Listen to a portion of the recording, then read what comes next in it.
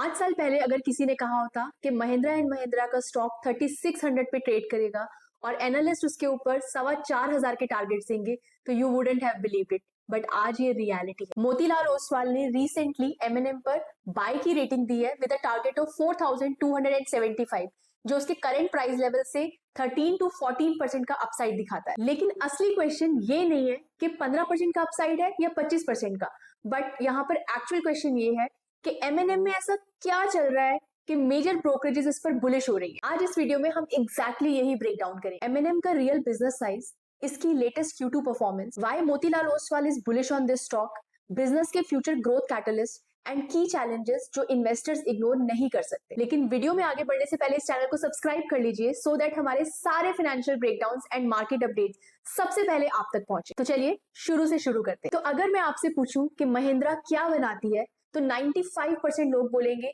SUVs and tractors, but they would be missing 60% of the story. Actually, today Mahindra is the world's #1 tractor manufacturer, India's SUV leader by revenue, top player in the LCV segment, and the fastest mover in last mile electric mobility. पर wait, ये तो सिर्फ core business है. If you go deeper, Mahindra is a complete portfolio. It contains the last mile mobility business, which is their 3-wheeler and 4-wheeler small commercial vehicle business. Then there is aerostructures, which is into defense and aviation. Then there is travel and hospitality, plus logistics, real estate, and clean energy. These are not any side businesses, but are the future growth engines for the group. जहां core businesses revenue generate कर रहे हैं, वही future growth engine value create कर रहे हैं। Analyst तो यहां तक कहते हैं कि एमएनएम कोई स्टॉक नहीं है, but it's a complete portfolio, one company, multiple growth engine, lower risk.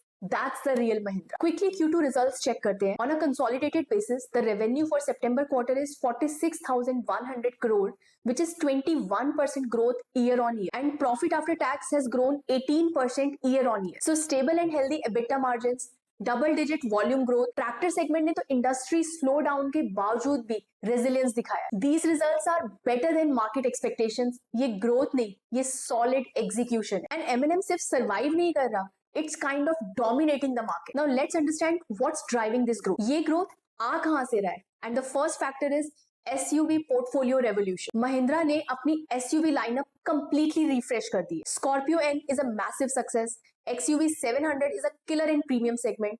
Thar, cult following with waiting periods, and XUV 3XO strong entry in compact SUV space. ये product सिर्फ vehicles नहीं है, but ये महिंद्रा के brand perception को completely change कर रहे हैं. Then second factor is premiumisation play.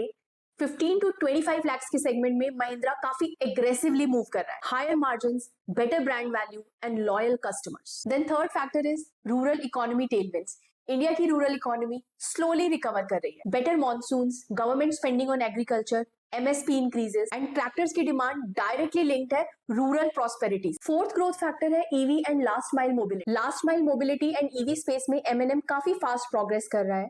Electric three wheelers gaining traction, investments in technology, partnerships, future ready positioning, ये सब फैक्टर्स महिंद्रा ग्रुप के लिए स्ट्रैटेजिक मोड्स बन गए हैं. Let's also understand the valuations. Valuations की बात करें तो at current trading levels of 3600, valuations come out to be around 32x, which are very much similar to the industry P. So current P is reasonable and growth is faster compared to industry. And finally, let's focus on why Motilal Oswal is bullish on Mahindra and Mahindra. Motilal Oswal का bet है multiple growth engines all firing simultaneously. Tractors, SUVs, EVs, hidden portfolio सभी साथ में grow कर रहे हैं, which is a rare scenario. On the top of that, pipeline of upcoming launches is very strong. Also, due to premiumization driving better realization, operating leverage is improving and cost efficiencies are kicking. So Motilal की buy rating की reasoning एकदम simple. Execution track record strong है, growth visibility clear है और valuation support कर रही है. अब हर growth story में risk भी होते हैं. कंपनी के सामने 3 बड़े challenges हैं. First, external threats. Competition intense है और global economy uncertain. Second, operational risk.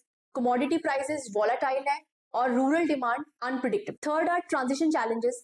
EV में इन्वेस्टमेंट हैवी है बट रिटर्न्स के लिए बहुत पेशेंस चाहिए. तो ये चैलेंजेस इग्नोर नहीं किए जा सकते, but I think manageable. So to conclude, current level से अपसाइड जस्टिफाइड है, but this is not a buy and forget stock. इसकी क्वार्टरली ट्रैकिंग जरूरी है, specially the following metrics: volume growth trends, margin trajectory, performance of new products, rural economy indicators, competitor landscape, especially market share data and pricing pressures, and management commentary on future guidance and strategic updates. तो ये थी Mahindra and Mahindra की complete story, Motilal Oswal की buy rating से लेकर risk तक। अगर video आपको हेल्पफुल लगा तो वीडियो को लाइक करें, चैनल को सब्सक्राइब करके बेल आइकन प्रेस करें। इसके साथ ही आपका एमएनएम पे क्या व्यू है आप कमेंट्स में मेरे साथ शेयर कर सकते हैं। I will see you soon in the next video.